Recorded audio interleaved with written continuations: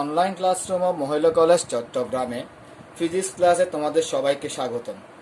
এই স্লাইডটা দেখে তোমরা নিশ্চয়ই বুঝতে পেরেছ আজকে ক্লাস তোমার জন্য আমি উপস্থিত আছি প্রীতম সেন, প্রভাষক, পদার্থবিজ্ঞান বিভাগ, মহিলা কলেজ চট্টগ্রাম। এই স্লাইডটার দিকে, আমার দ্বিতীয় স্লাইডটার দিকে তোমরা একটু প্রিয় শিক্ষার্থীরা একটু খেয়াল করো, ভালো মতো খেয়াল করো। স্লাইডটার মধ্যে আমি কি বোঝাতে যাচ্ছি। আমি এই স্লাইডে যে পিকচারটা দিলাম এই পিকচারটা খেয়াল করো। এই পিকচারের মধ্যে দেখা যাচ্ছে কি একটা নিউক্লিয়াসের একটা পরমাণু অভ্যন্তরে একটা নিউক্লিয়াস থেকে আমার বিভিন্ন ধরনের রশ্মি নির্গত হচ্ছে। আমি আবার বলি, নিউক্লিয়াস থেকে বিভিন্ন ধরনের রশ্মি নির্গত হচ্ছে। এখানে গামা রশ্মি দেখানো হলো, বিটা রশ্মি দেখানো হলো। অর্থাৎ আমরা নিউক্লিয়াস থেকে যখন কোনো পরমাণু নিউক্লিয়াস থেকে যখন বিভিন্ন ধরনের রশ্মি নির্গত হয়, তখন আমরা সাধারণত ওই রশ্মিগুলোকে কি বলে থাকি তোমরা নিশ্চয় জানো। ওই রশ্মিগুলোকে আমরা সাধারণত কি বলি? তেজস্ক্রিয় রশ্মি। তাহলে এই স্লাইডটা দেখার আমার উদ্দেশ্যটা কি? এই স্লাইডটা দেখার উদ্দেশ্যটা হচ্ছে এই যে আমরা আজকে আলোচনা করব তেজস্ক্রিয়তা সম্পর্কে। তাহলে আমি কি বললাম, এই স্লাইডটা দেখার উদ্দেশ্যটা হলো, বা এই পিকচারটা দেখার উদ্দেশ্যটা হলো আমরা আজকে আলোচনা করব কি সম্পর্কে? তেজস্ক্রিয়তা সম্পর্কে। আচ্ছা, তাহলে আমরা কোন পেপারে আলোচনা করছি? আমরা পদার্থবিজ্ঞান দ্বিতীয় পত্রের কোন অধ্যায়? নবম অধ্যায়। পদার্থবিজ্ঞান দ্বিতীয় পত্রের নবম অধ্যায়ের নাম কি? পদার্থবিজ্ঞান দ্বিতীয় পত্রের নবম অধ্যায়ের নাম নিশ্চয়ই আমরা জানি, কারণ কেন এর মধ্যে আমরা কিন্তু এই নবম অধ্যায়ের উপর আমরা তিনটা না চারটা ক্লাস করে ফেললাম, আগে করেছি। তাহলে এই চ্যাপ্টারের নাম হলো পরমাণু মডেল ও নিউক্লিয়ার পদার্থবিজ্ঞান। এই পরমাণু মডেল ও নিউক্লিয়ার পদার্থবিজ্ঞানের দ্বিতীয় অংশটা হলো নিউক্লিয়ার পদার্থবিজ্ঞান। আমাদের আজকের টপিকসটা হবে, অর্থাৎ আজকের আলোচ্য বিষয়টা হবে নিউক্লিয়ার পদার্থবিজ্ঞান নিয়ে। তাহলে আমি ছবিতে প্রথমে দেখালাম কি সম্পর্কে আলোচনা করব? নিউক্লিয়ার পদার্থবিজ্ঞান আলোচনা করব। ঠিক আছে, নিউক্লিয়ার পদার্থবিজ্ঞানের আমরা আলোচনা করব কি নিয়ে? তেজস্ক্রিয়তা নিয়ে। তাহলে আসো, শিক্ষণফল। এই স্লাইডটা খেয়াল করো। শিক্ষণফল কেন দিলাম, কি লিখলাম আমি এখানে খেয়াল করো। স্লাইডে লিখলাম কি? এই পাঠ শেষে শিক্ষার্থীরা ... মানে কি? এই পাঠটা কমপ্লিট করলে, অর্থাৎ আমার এই লেকচারটা যদি তুমি ভালো মতো খেয়াল করো, বা ভালো মতো নজর দাও, বা ভালো মতো শুনো, বা ভালো মতো কি বুঝে নাও, তাহলে তুমি কি জানতে পারবে, কি সম্পর্কে তুমি এই স্লাইড থেকে বা এই ক্লাসটা করে তুমি জানতে পারবে।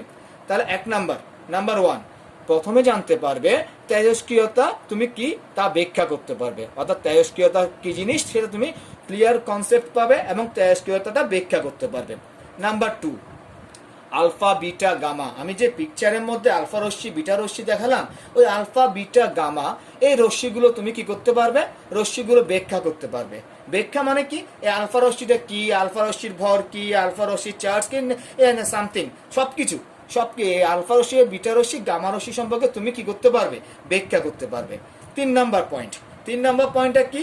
তেজস্ক্রিয় ক্ষয়সূত্রের গাণিতিক বিশ্লেষণ করতে পারবে। তেজস্ক্রিয় ক্ষয়সূত্র কি? তাহলে এটা আমরা লেকচার যখন শুরু করব এবং লেকচার যখন শেষ করব তখন আমরা এটা বলতে পারবো। আমি এটা কি দেখাচ্ছি? আমি দেখাচ্ছি তোমাদেরকে এই পার্টটা কমপ্লিট করলে, অর্থাৎ এই লেকচারটা যদি তুমি ভালো মতো খেয়াল করো, ভালো মতো পড়ে নাও, বা ভালো মতো বুঝে নাও, তাহলে তুমি কি সম্পর্কে জানতে পারবে। নাম্বার 4, অর্ধায়ু ও গড়ায়ু সম্পর্কে তুমি ব্যাখ্যা করতে পারবে। তাহলে আমরা আজকের এই টপিকসটা নিয়ে আলোচনা শুরু করতে যাচ্ছি। তাহলে তো ওই টপিকসটা যদি তুমি ভালো মতো দেখো বা ক্লাসটা ভালো মতো ফলো করো, তাহলে তুমি এই চারটা সাবজেক্ট সম্পর্কে খুব ভালো মতো জ্ঞান অর্জন করতে পারবে, যা তোমার পরীক্ষার মধ্যে প্রশ্ন আসলে তুমি আনসার দিতে পারবে এবং বিভিন্ন ধরনের কোশ্চেন তুমি আনসার দিতে পারবে। তাহলে শুরু করি মূল আলোচনা। প্রথম প্রশ্ন, আজকে প্রথম প্রশ্ন খেয়াল করো কি লিখলাম? তেজস্ক্রিয়তা কি? প্রথম প্রশ্ন কি লিখলাম? তেজস্ক্রিয়তা কি? আমি একটু আগে আমি যখন ক্লাস শুরু করলাম তখন দ্বিতীয় স্লাইডের মধ্যে আমি একটা ছবি দেখালাম। ওই ছবিটা ছিল কি? খেয়াল করো তো, একটা নিউক্লিয়াস থেকে বিভিন্ন ধরনের রশ্মি বের হচ্ছে। তখনই আমরা ডিসিশন নিচ্ছি কি আমাদের আজকে আলোচনা হতো তেজস্ক্রিয়তা। তাহলে তেজস্ক্রিয়তার সংজ্ঞাটা কি হবে? প্রিয় শিক্ষার্থীরা, কি বললাম? আমাদের তেজস্ক্রিয়তার সংজ্ঞাটা কি হবে? তাহলে সংজ্ঞাটা দেখা যাক। কি বললাম দেখো, কোন পদার্থ থেকে স্বতঃস্ফূর্তভাবে, আবার বলি, কোন পদার্থ থেকে স্বতঃস্ফূর্তভাবে, স্বতঃস্ফূর্ত শব্দটার অর্থ কি? স্বতঃস্ফূর্ত অর্থ কি? নিজে ওর উপর কেউ প্রভাবিত করতে পারবে না। অর্থাৎ আমি যখন নিজে নিজে কাজ করবো, যেন আমি এই ক্লাসটা নিচ্ছি আমি নিজের ইচ্ছে নিচ্ছি, কেউ আমাকে প্রভাবিত করছে না, এই যে আমি লেকচারটা দিচ্ছি এটা আমাকে কেউ প্রভাবিত করছে না, ধরে নিলাম, তাহলে এটা কি স্বতঃস্ফূর্ত। তুমি যখন মন দিয়ে কোনো কাজ করবা, মনে হয় অর্থাৎ তোমাকে আজকে ক্লাসটা তুমি খুব মন দিয়ে করতে ইচ্ছে হচ্ছে, এটা কি স্বতঃস্ফূর্ত ভাবে। ঠিক আছে, তাহলে কি বললাম, কোনো পদার্থ থেকে স্বতঃস্ফূর্ত ভাবে কণা এবং রশ্মি বিকিরণের ঘটনাকে বা প্রক্রিয়াকে তেজস্ক্রিয়তা বলে। আমাদের গৃহের খেয়াল করো, আমাদের ঘরের মধ্যে অনেক জিনিসপত্র আছে, অনেক পদার্থ আছে, গ্লাস বলো, বিভিন্ন টেলিভিশন বলো, মোবাইল বলো, ল্যাপটপ বলো, অনেক ধরনের পদার্থ আছে এবং প্রত্যেকটা পদার্থ অনেক নানা ধরনের পদার্থ আছে। ওই পদার্থগুলো থেকে কি তোমার রশ্মি নির্গত হয়? দেখেছো তোমার ঘরে যে পদার্থগুলো আছে ওগুলো থেকে কি কোনোদিন রশ্মি নির্গত হয়? নেভার, ওইগুলো থেকে কোনো রশ্মি নির্গত হয় না। কেন নির্গত হয় না? বলুন, সাধারণ পদার্থ। কোন ধরনের পদার্থ থেকে নির্গত হবে? যেগুলো তেজস্ক্রিয় পদার্থ। তাহলে বললাম কি, কোনো পদার্থ থেকে স্বতঃস্ফূর্তভাবে কণা এবং রশ্মি, কণা নির্গত হতে পারে, মনে করো ইলেকট্রন প্রোটন নির্গত হতে পারে, বা রশ্মি বিকিরণের ঘটনাকে বা প্রক্রিয়াকে বলা হয় তেজস্ক্রিয়তা। অর্থাৎ তেজস্ক্রিয়তা হচ্ছে কি, মূলত একটা প্রক্রিয়া। তাহলে খেয়াল করো, আমি বারবার বলার উদ্দেশ্য হচ্ছে তোমরা খাতা কলম নিয়ে অবশ্যই বসছো, খাতা কলম রেডি আছে তোমাদের, তাহলে সংজ্ঞাটা লিখে নাও। কি বললাম? তেজস্ক্রিয়তা কি? কোনো পদার্থ থেকে স্বতঃস্ফূর্তভাবে কণা এবং রশ্মি বিকিরণের ঘটনাকে বা প্রক্রিয়াকে বলা হয় তেজস্ক্রিয়তা। ঠিক আছে, আমাকে যদি বলা হয়, খেয়াল করে, এখন আমাকে যদি বলা হয় তেজস্ক্রিয় পদার্থ কি, আমি আবার বলি, আমাকে যদি এখন বলা হয় তেজস্ক্রিয় পদার্থ কি, তাহলে আমি কি বলবো? এই আনসারটা দেওয়ার পর, তেজস্ক্রিয়তা কি এই আনসারটা দেওয়ার পর আমি আরেকটা লাইন শুধু অ্যাড করব। কি লিখলাম দেখো, স্টার দিয়ে আমি লিখলাম, যে সকল পদার্থ থেকে এই কণা বা রশ্মি নির্গত হয়। তাহলে আমি কি বললাম? প্রথমে তেজস্ক্রিয়তা কাকে বললাম, বলার পর শুধু একটা লাইন জয়েন করছি, সেটা কি, যে সকল পদার্থ থেকে এই কণা বা রশ্মি নির্গত হয় এদেরকে তেজস্ক্রিয় পদার্থ বলে। তাহলে কি বললাম? যে সকল পদার্থ থেকে এই কণা মানে সাধারণত আমরা আলফা বিটা গামা রশ্মি, তেজস্ক্রিয় পদার্থগুলোতে সাধারণত তুমি এখানে রশ্মির মধ্যে বলতে পারো, নামকরণ করে বলতে পারো, আলফা বিটা গামা ইত্যাদি রশ্মি নির্গত হয়, সেই পদার্থগুলোকে বলা হয় তেজস্ক্রিয় পদার্থ। তাহলে একটা সংজ্ঞা দিয়ে কিন্তু আমি একটা আনসার দিয়ে আমি দুইটা প্রশ্ন শেষ করলাম। আমাকে যদি বলা হয় তেজস্ক্রিয়তা কি, তাও আনসার দিতে পারবো। আমাকে যদি বলা হয় তেজস্ক্রিয় পদার্থ কি, তাও আমি আনসার দিতে পারবো। ঠিক আছে, আচ্ছা, তারপরে প্রশ্ন দেখো, তারপরে প্রশ্নটা কি, তেজস্ক্রিয়তার বৈশিষ্ট্য, অর্থাৎ এর বৈশিষ্ট্যগুলো কি কি। নাম্বার 1 বৈশিষ্ট্যগুলো খেয়াল করো। নাম্বার 1 বৈশিষ্ট্য, এটি একটি নিউক্লিয় ঘটনা। তেজস্ক্রিয়তা কি? একটা হচ্ছে নিউক্লিয় ঘটনা, অর্থাৎ নিউক্লিয়াসের নিউক্লিয়াস থেকে এই প্রক্রিয়াটা শুরু। এটা হচ্ছে কি, একটা নিউক্লিয় ঘটনা। নাম্বার 2 কি বললাম খেয়াল করো, যেসব, একটু মন দাও, এটা নৈবিত্তিকও আসে অনেক সময়, যেসব মৌলের পারমাণবিক সংখ্যা 82 অর্থাৎ 82 এর বেশি, সে সকল পদার্থ তেজস্ক্রিয়তার ধর্ম প্রদর্শন করে। আমি একটু আগে বললাম আমাদের ঘরের মধ্যে অনেক পদার্থ আছে, ওগুলো কিন্তু তেজস্ক্রিয়তা ধর্ম প্রদর্শন করে না। কেন? এই সব পদার্থর পারমাণবিক সংখ্যা কিন্তু 82 এর বেশি। বিজ্ঞানীরা দেখলেন কি, যে সকল পদার্থ সাধারণত পারমাণবিক সংখ্যা সাধারণত কত বললাম, 82 এর বেশি বা 82 এর বেশি, সে সকল পদার্থ তেজস্ক্রিয়তার ধর্ম প্রদর্শন করে থাকে। নাম্বার 3 নম্বর পয়েন্টে খেয়াল করো, তাপ বা চাপের পরিবর্তন। কি বললাম? তাপের পরিবর্তন বা চাপের পরিবর্তন বা পারিপার্শ্বিকের পরিবর্তন, অর্থাৎ চারপাশের পরিবর্তন, বা বাহ্যিক কোনো বল, বাহির থেকে তুমি কোনো কিছু বল প্রয়োগ করো পদার্থের উপর, বল তেজস্ক্রিয়তাকে প্রভাবিত করে না। কেন বললাম করে না? আমার সংজ্ঞা, উপরের সংজ্ঞা খেয়াল করো, উপরের সংজ্ঞা আমি এখনো ডিলিট করি নাই। উপরের সংজ্ঞা কি বললাম? এটা একটা স্বতঃস্ফূর্ত ঘটনা, অর্থাৎ নিজে নিজে ঘটে। সেই জন্য বললো কি, 3 নম্বর পয়েন্টে কি বললাম, বৈশিষ্ট্যের মধ্যে বললাম কি, তাপ বা চাপের পরিবর্তন বা পারিপার্শ্বিকের পরিবর্তন। আমি প্রত্যেকটা পয়েন্ট 2 বা 3 বার করে বলছি কেন? যাতে তোমরা লেখা স্কোপ পাও, সময় পাও এবং খাতা নিয়ে বসো, নোটগুলো করে নাও। কি বললাম? তাপ, 3 নম্বর পয়েন্ট, তাপ বা চাপের পরিবর্তন বা পারিপার্শ্বিকের পরিবর্তন বা বাহ্যিক কোনো বল, বাহির থেকে যদি তুমি কোনো বল প্রয়োগ করো, তাও তেজস্ক্রিয়তাকে কি করে না, প্রভাবিত করতে পারে না। নাম্বার 4 কি বললাম খেয়াল করো, তেজস্ক্রিয় পদার্থ হতে কি কি রশ্মি নির্গত হয়? আলফা, বিটা, গামা রশ্মি নির্গত হয়। তাহলে খেয়াল করো এই স্লাইড থেকে আমরা কি কি শিখলাম। এই স্লাইড থেকে আমরা শিখলাম এই পর্যন্ত আমরা তেজস্ক্রিয়তা কি শিখলাম, তেজস্ক্রিয় পদার্থ কাকে বলে শিখলাম, তেজস্ক্রিয় পদার্থের বৈশিষ্ট্য শিখলাম। আবার বলি, বৈশিষ্ট্যগুলো একটু খেয়াল করো। এই প্রশ্নটা এখানে কিন্তু আমরা দুইটা জ্ঞানমূলক প্রশ্ন পড়লাম, একটা অনুধাবনমূলক প্রশ্ন পড়লাম, ঠিক আছে? আচ্ছা, এখন দেখা যাক পরবর্তী স্লাইডে কি আছে। মোস্ট ইম্পর্টেন্ট একটা জিনিস, এই পদ্ধতি, এই স্লাইডটা হচ্ছে কি, আলফা বিটা গামা রশ্মির ব্যাখ্যা করো। অর্থাৎ আলফা বিটা গামা রশ্মি কি।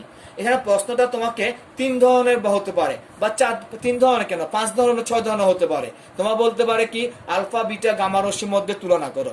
তোমাকে বলতে পারে আলফা রশ্মি কি ব্যাখ্যা করো। তোমাকে বলতে পারে বিটা রশ্মি কি ব্যাখ্যা করো। তোমাকে বলতে পারে গামা রশ্মি কি ব্যাখ্যা করো। তাহলে আমি কয়টা বলবো? আবার বলতে পারে বিটা এবং গামার মধ্যে তুলনা করো। আবার বলতে পারে আলফা এবং গামার মধ্যে তুলনা করো, অর্থাৎ আলফা এবং গামার রশ্মির মধ্যে তুলনা করো। এই সব ধরনের কোয়েশ্চেন আমি যতগুলো এখন কয়টা প্রশ্ন বললাম, আমি এখানে 5 থেকে 6টা প্রশ্ন বললাম। এই প্রশ্নগুলো তুমি কিভাবে সহজে করতে পারবে আমি একটা ছক আগে তোমাকে দেখিয়ে দিচ্ছি, এবং খুব ভালো মতো খেয়াল করো। এবং একবার যদি তুমি আমার সাথে লক্ষ্য করো, খুব মন দিয়ে ক্লাসটা করো, তাহলে ক্লাসটা এখানে শিখে ফেলতে পারবে। অর্থাৎ এই আলফা বিটা গামা রশ্মিটা পার্থক্য বলো, যে কোনো কিছু এখানে শিখতে পারবে। আমি একটা ছক দেখলাম, এই ছকে খেয়াল করো, তিনটা কলাম করলাম আমি। একটা হচ্ছে আলফা, একটা হচ্ছে বিটা, আর একটা হচ্ছে গামা। খেয়াল করো, আলফা বিটা গামা 3টা কলাম করলাম। নাম্বার 1 প্রথম করো, 1 নাম্বারে দেখো, আলফা রশ্মির মধ্যে 1 নাম্বারে দেখো, এটি পজিটিভ চার্জ, ধনাত্মক চার্জ যুক্ত। কি বললাম? এটি ধনাত্মক চার্জ যুক্ত। তুমি যদি এইভাবে শিখো তাহলে তোমার কিন্তু মনে থাকবে বেশি। তাহলে আলফা রশ্মি কি? ধনাত্মক চার্জ যুক্ত। পাশেরটা দেখো, বিটার মধ্যে 1 নম্বরে দেখো, বিটা রশ্মি কি? নেগেটিভ চার্জ যুক্ত। গামা রশ্মি কি? এটি চার্জ নিরপেক্ষ, অর্থাৎ গামা রশ্মির কোনো চার্জ নেই। আমি আবার বলি, আলফা রশ্মি হচ্ছে ধনাত্মক চার্জ যুক্ত, বিটা রশ্মি হচ্ছে ঋণাত্মক চার্জ যুক্ত, গামা রশ্মি হচ্ছে চার্জ নিরপেক্ষ। 1 নম্বরের মধ্যে যেহেতু চার্জ আছে, তাহলে চার্জের মানটা কত? তুমি চাইলে 2টা পয়েন্ট করতে পারো। আমি 1 নম্বরে লিখলাম, দেখো আলফা রশ্মি যেটা বললাম, আলফা এর চার্জের মান হচ্ছে 3.2 into 10 inverse 19 coulomb. 3.2 into 10 inverse 19 coulomb ধনাত্মক। তার মানে 3.2। প্রোটনের আধান কত? 1.6 ইন্টু 10 ইনভার্স 19 না? ইলেকট্রনের আধানের সমান না? শুধু পার্থক্য হচ্ছে কি, পজিটিভ আর নেগেটিভ। তার মানে কি, আমার আলফা রশ্মিটা চার্জটা হচ্ছে প্রোটনের আধানের দ্বিগুণ, ঠিক কি না? প্রোটনের আধানের দ্বিগুণ। আমি আবার বলছি, ক্লাসটাতে মন দাও। এবং এই আলফা বিটা গামা রশ্মিটার মধ্যে খেয়াল করো, একটা প্রশ্ন দিয়ে কিন্তু আমি 6-7টা কোয়েশ্চেন শেষ করব আনসার দিয়ে।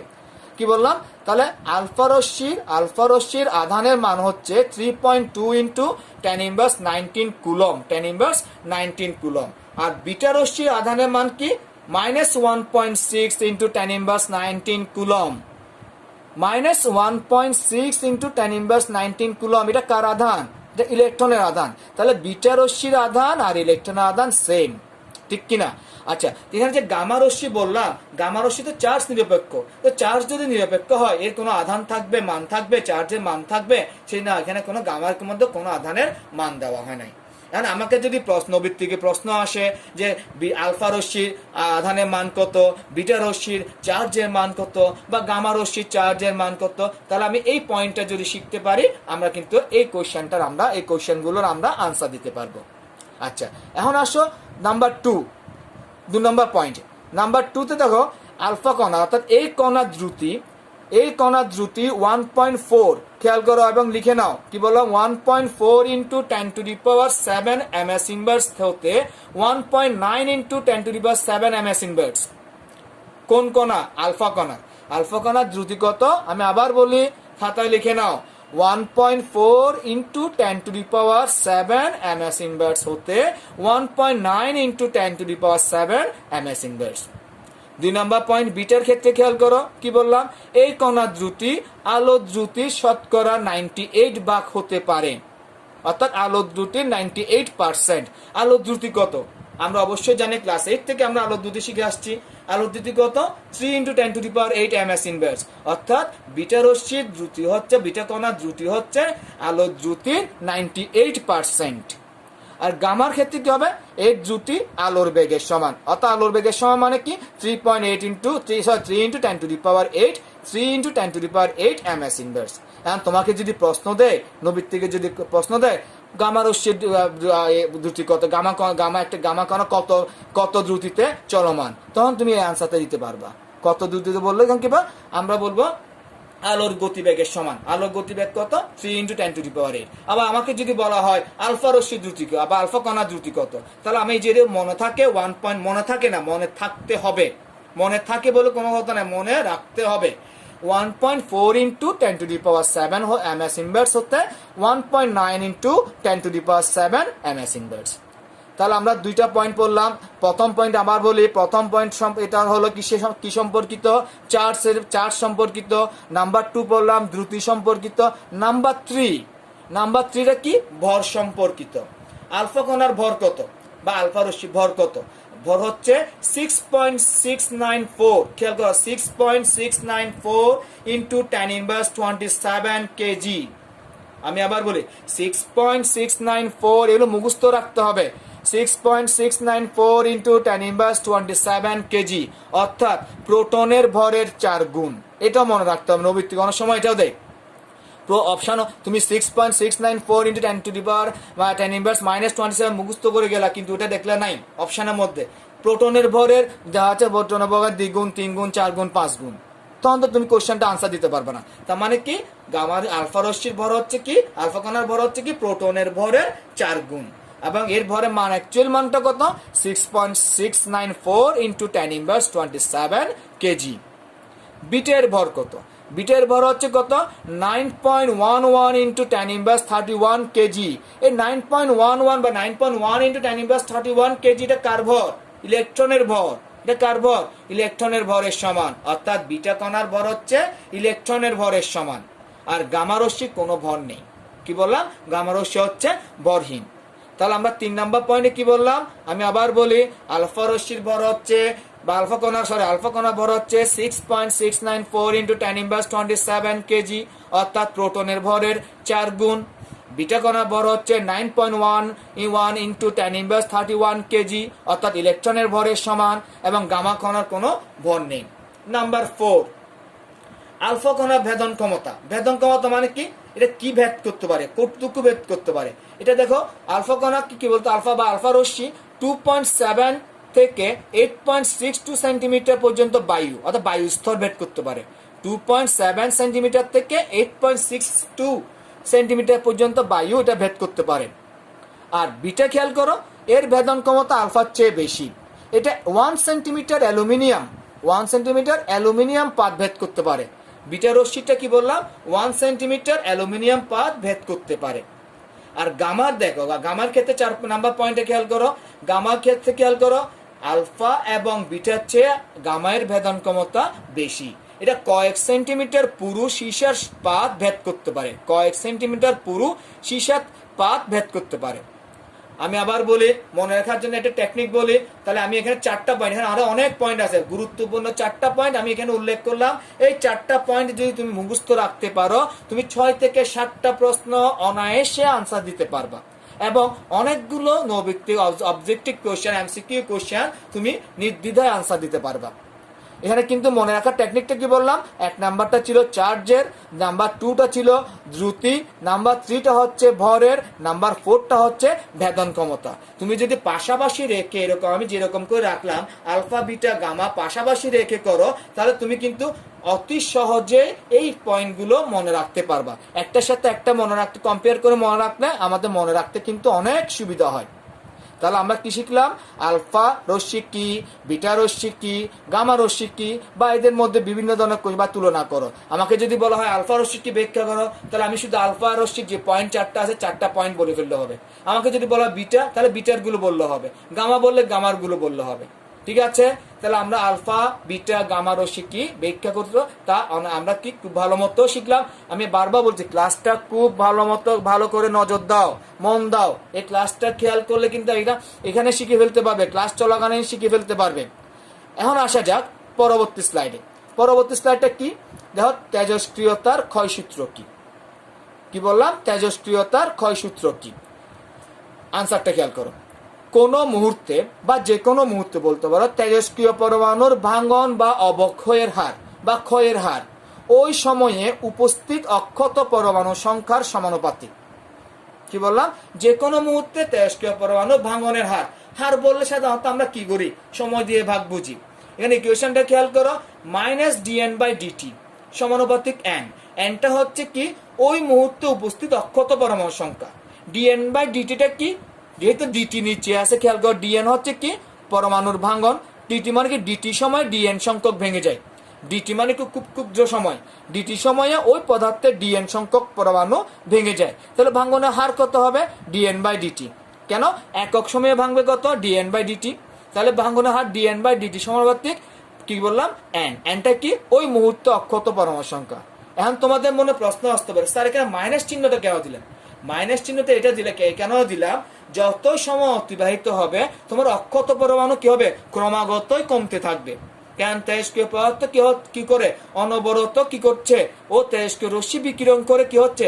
পরমাণু সংখ্যা হ্রাস পাচ্ছে। সেই জন্য এখানে নেগেটিভ চিহ্নটা দেওয়ার কারণ হচ্ছে কি? যত সময় অতিবাহিত হচ্ছে অক্ষত পরমাণু সংখ্যা ততই হ্রাস পাচ্ছে। ঠিক আছে? তাহলে এখানে আমি যে সমানুপাতিক দিলাম, এই সমানুপাতিক চিহ্ন যখন তুলে দিব, তাহলে আমাকে কি আনতে হবে? এখানে একটা ধ্রুবক আনতে হবে। এই ধ্রুবকটা হচ্ছে ল্যামডা। আমি সমান্তরাল মাইনাস দিয়ে গেলাম, তাহলে কি লিখলাম? ডিএন বাই ডিটি সমান মাইনাস ল্যামডা ইন্টু এন। এই ল্যামডাটা কি?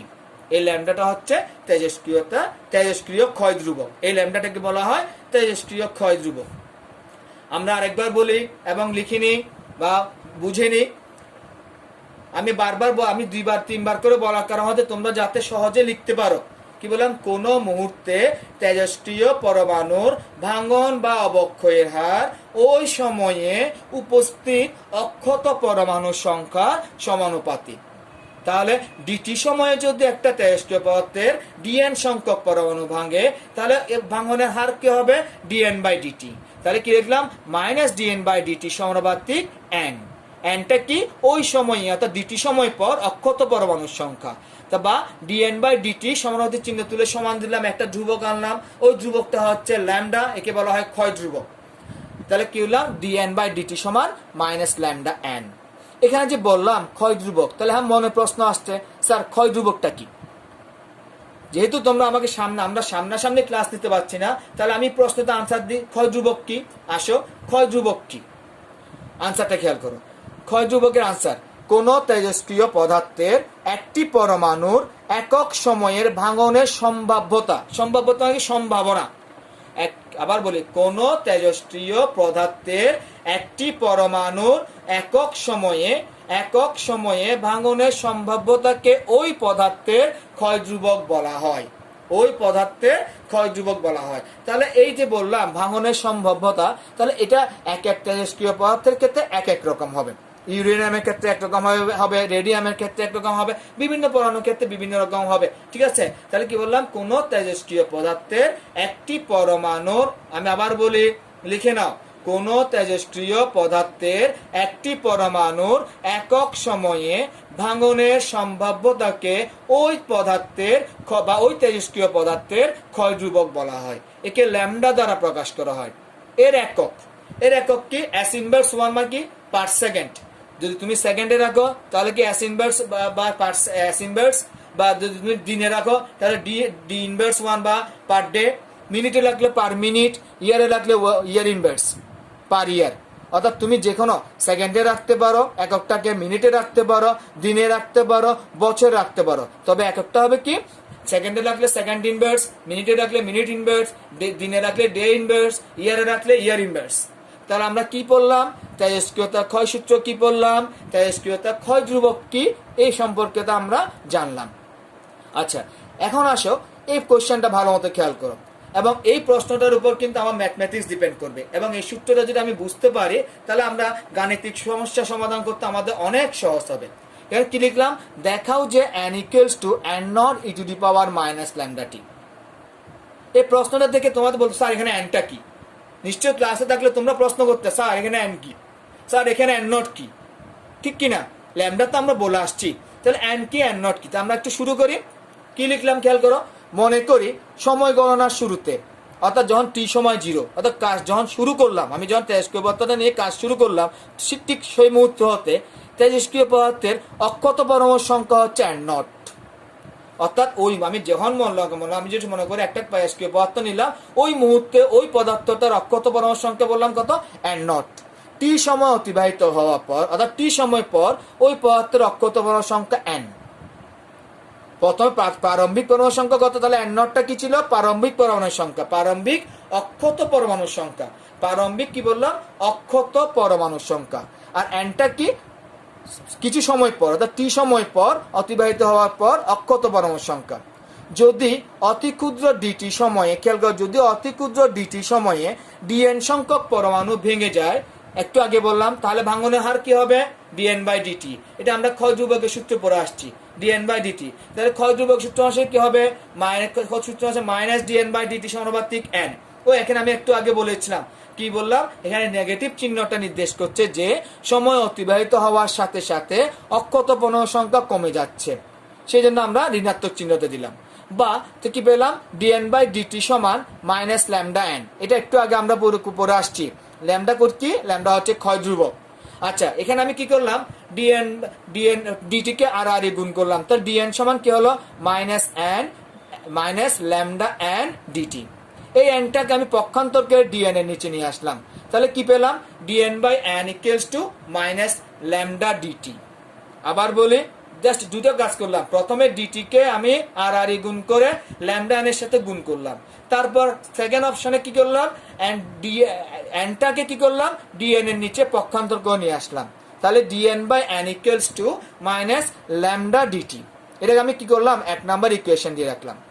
ঠিক আছে, আর 1 নম্বর ইকুয়েশন কি কিলোগ্রাম, খেয়াল করো, যখন আমি বর্ণনা শুধু বললাম, যখন t সমান 0, তখন খেয়াল করো তো n সমান কত ছিল, n0 না, t সমান 0 তে কত ছিল, n সমান n0। আবার যখন t সমান t, তখন কি হবে, n সমান n। এই সীমার মধ্যে আমি যখন 1 নং সমীকরণকে সমাকলন করব, তাহলে কি হবে, ওই বাম সাইডে কি হবে, n0 tends to n integral dn/n। যেহেতু ল্যামডাটা কি ধ্রুবক, ক্ষয় ধ্রুবক, তাহলে ল্যামডাটা বাইরে চলে আসলো, -λ 0 টেন্ডস টু t dt। আমি পাশে লিখলাম, তাহলে dn/n মানে কি, আমরা ইন্টিগ্রাল করে আসছি ফার্স্ট ইয়ারে, dn/n মানে কি, ln n। লিমিটটা কত, n0 tends to n -λ integral dt মানে কি, ইন্টিগ্রাল dt মানে হচ্ছে t, লিমিট কত, 0 টেন্ডস টু t। এখানে আমি লিমিটগুলো বসালাম, এখানে আমি একটু শর্ট করলাম, একটা লাইন লিখে নেই, তোমরা লিখতে পারো, ln n যখন আমি বসাবো, তাহলে ln n -ln n0। যেহেতু ln n -ln n0 হবে, তাহলে কি হবে, ln n/n0। ln এর ক্ষেত্রে কি হয়, মাইনাস থাকলে ভাগ, আর প্লাস থাকলে কি হয়, গুণ, তাহলে ln n/n0। ওই লাইনটা আমি এখানে দেখায় নাই, তোমরা করে দেখতে পারো। আর এখানে টি মান যখন বসাবো, টি ল্যামডা বাইরে থাকবে, t -0, তো 0 তো কোন তার -λ t, তাহলে এখানে কি আসলো, আমরা ln n/n0 সমান -λ t। তাহলে আমি যদি লনটা তুলে দিতে চাই, তা আমাকে কি আনতে হবে, এক্সপোনেনশিয়াল আনতে হবে, অর্থাৎ উভয় দিকে ই আনতে হবে। ই আনলে কি হবে, লনটা উঠে গেল, n/n0 সমান e⁻ -λ t। e to the power কি হবে, -λ t, বা n সমান কি হলো, n0 e⁻ -λ t। আশা করি আমরা বুঝতে পেরেছি কি বললাম। আমি আবার বলি, এখানের মধ্যে ইন্টিগ্রালটা করলাম, ইন্টিগ্রালটা সিম্পল একটা ইন্টিগ্রাল, এটা আমরা ফার্স্ট ইয়ারে করে আসছি। প্রথমে আসলো dn/n মানে কি, ln n, আর ইন্টিগ্রাল dt মানে হচ্ছে t। এখানে ln n এর মধ্যে মান বসাবো, একবার ln n এর জায়গায় n বসাবো, আর একবার n0 বসাবো, ln n -ln n0 হবে, তাহলে ln n -n0 সমান হচ্ছে কি, ln n/n0, আর ল্যামডা t -0 হবে, মাত্র কি -λ t। আশা করি বুঝতে পেরেছি আমরা। তাহলে আমরা কি প্রমাণ করলাম, n = n0 e⁻ -λ t।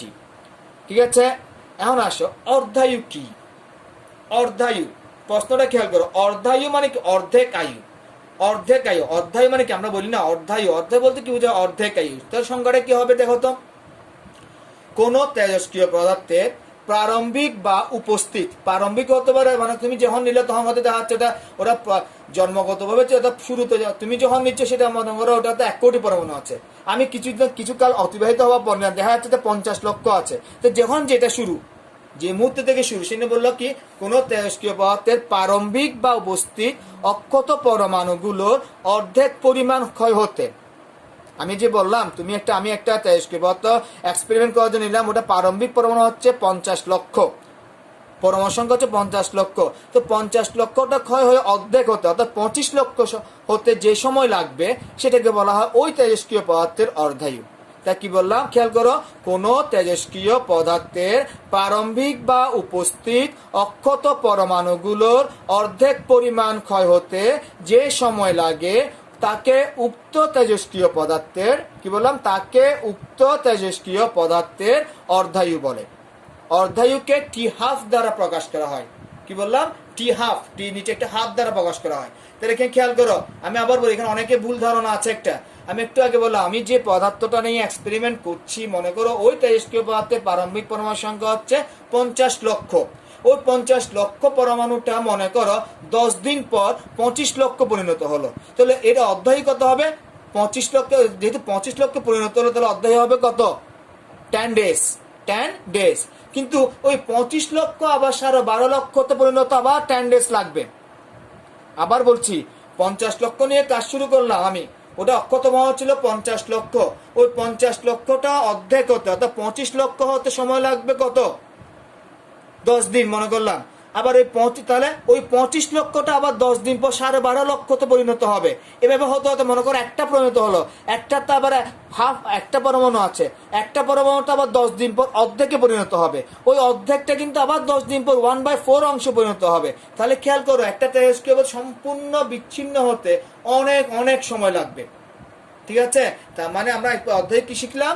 কোন তেজস্ক্রিয় পদার্থের প্রারম্ভিক বা উপস্থিত অক্ষত পরমাণুগুলো অর্ধেক পরিমাণ ক্ষয় হতে যে সময় লাগে তাকে বলা হয় তেজস্ক্রিয় পদার্থের অর্ধায়ু। একে টি হাফ দ্বারা প্রকাশ করা হয়। এখানে একটা ইকুয়েশন লিখলাম, এই ইকুয়েশনটা মনে রাখবা ম্যাথমেটিক্স এর জন্য। টি হাফ সমান 0.693 divided by lambda. T half সমান কি বললাম?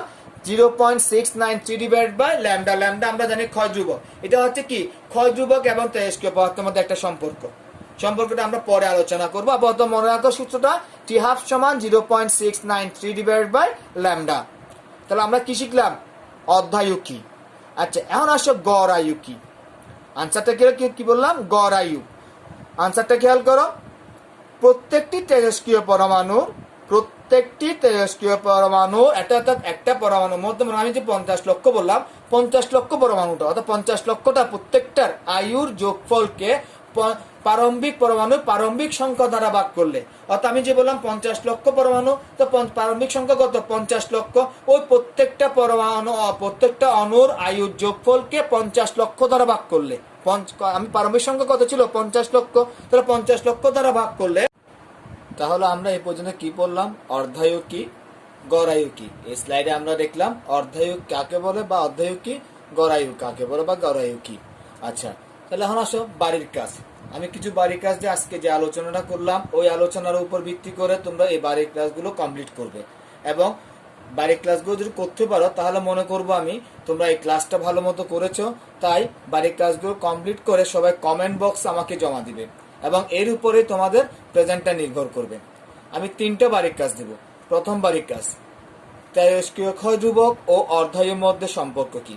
কি বললাম? তেজস্ক্রিয় ক্ষয় ধ্রুবক ও অর্ধায়ুর মধ্যে সম্পর্ক কি। নাম্বার 2, ইউরেনিয়ামের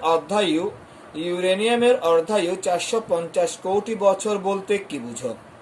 আরেকবার বলি, ইউরেনিয়ামের অর্ধায়ু 450 কোটি বছর বলতে কি বুঝো? নাম্বার 3, গড়ায়ু ও অর্ধায়ুর মধ্যে সম্পর্ক লিখো। আমরা যদি আজকের ক্লাসটা ভালো মতো করে থাকি, বুঝে থাকি, তাহলে এই 3টা বাড়ির কাজ আমরা অনায়াসে এবং খুব সহজভাবে কমপ্লিট করতে পারবো। ঠিক আছে, তাহলে আজকে ক্লাস এই পর্যন্তই থাক। সবাইকে আমার পক্ষ থেকে শুভেচ্ছা এবং সবাইকে ধন্যবাদ। আবার আগামী ক্লাসে আবার দেখা হবে এই প্রত্যাশা রেখে আজকে ক্লাস এখানে শেষ করলাম। Good bye.